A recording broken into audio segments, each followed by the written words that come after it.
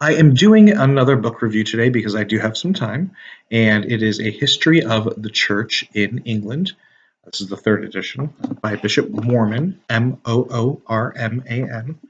And this one is a book exactly what it sounds like, a history of the church in England.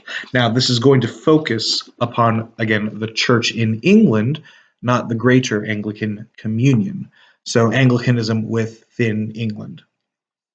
It starts with pre 597. AD 597 is when Saint Augustine of Canterbury ends up, it starts evangelizing the people in England. He comes to the shores of England to establish a see, and he realizes that there are Christians here. He was sent by the Pope at the time. I think it was Pope Gregory. I can't remember right now. But anyway, so so the book starts with before that, and you've got Saint Patrick before that. You've got others, Saint Alban, which is the first martyr within the church in England. Now, I want to avoid two pitfalls that happens with this discussion. There are some who are more Roman Catholic friendly, who will basically dismiss any and all pre 597 church history within England and be like, they're either pagans that aren't really Christians, or they're just worthless. We don't need to worry about them at all. You're getting rid of Saint Patrick and a whole host of others, Saint Alban and others, which I think is incredibly problematic. But there's that. That's a pitfall to avoid. There clearly was an established church with bishops, with the clergy going through and evangelizing. That's pretty well documented. Then there's the other side where there's this sort of like, well, there was this pristine Celtic church prior to Rome coming in and taking us over and sort of making us into a bunch of, heretics and things like that. We can say quite a bit about the fact that there was a church prior to St. Augustine of Canterbury, so they're wrong on that side. But on this side, there's a lot of things that are inserted into that sort of Celtic church kind of thing, which is just not true, or it cannot be established, at least on any historical basis. So we can say a few things. There was definitely tension between I guess we can call it the Celtic tradition and the Roman tradition. We know a few of those things. A big one was the dating of Easter. The Venerable Bede is, I think, the only historian we have that really talks about the Synod of Whitby, which is what will sort of reconcile all this. But the wearing of tonsures in a different way was another thing, and I think like one or two other things. So the point being that we should avoid both extremes.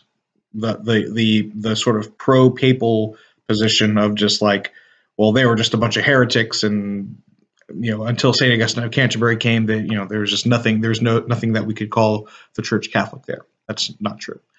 The other side, well, they were just this pristine, just ethereal Celtic church Christians, and they were pure until the evil Romans came, and no, that's not true either. There are different traditions within local bodies.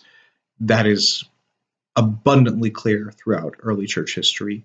And what happens is, with the Roman tradition coming in, there was a problem, and the big problem was the dating of Easter.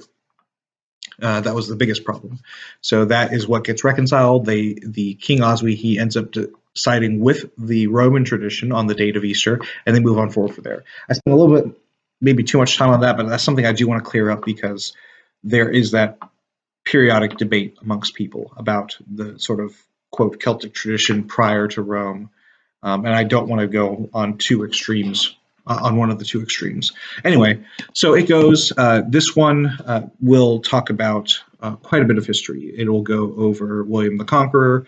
It will go over the whole martyrdom of St. Thomas of Becket. It will go all the way through to the 20th century. It will talk about the Reformation very clearly. It's from a more, I don't want to quite say Anglo-Catholic, because that term is not always so helpful, but definitely more of a high church tradition. This is not a sort of like hardcore Bishop Ryle Reformed position of this. So it is more sympathetic towards things like apostolic succession and the Catholicity, emphasizing the Catholicity of Anglicanism, which I think is honestly thoroughly reformed in its understanding when you focus upon the Catholicity. That's what the Protestant reformers were doing. So it's a really good book. It's a long read. It's done very well. It's got quite a bit of citations and things like that in it. Again, the only sort of quote issue would be the fact that it does focus on the church in England, and it is done very sympathetic, obviously. So it's not quite as objective as one might want, but honestly, I think objectivity is really not 100% objectivity is just definitely not obtainable. So you take it with what it is. And if you want to take something other, I guess you could maybe do even Duffy's The Stripping of the Altars, although I think that one, not a big fan of that one, honestly. I got to reread it, though. It's been a while, quite a bit. I've actually got it right back there. Maybe I'll do a review of that one next.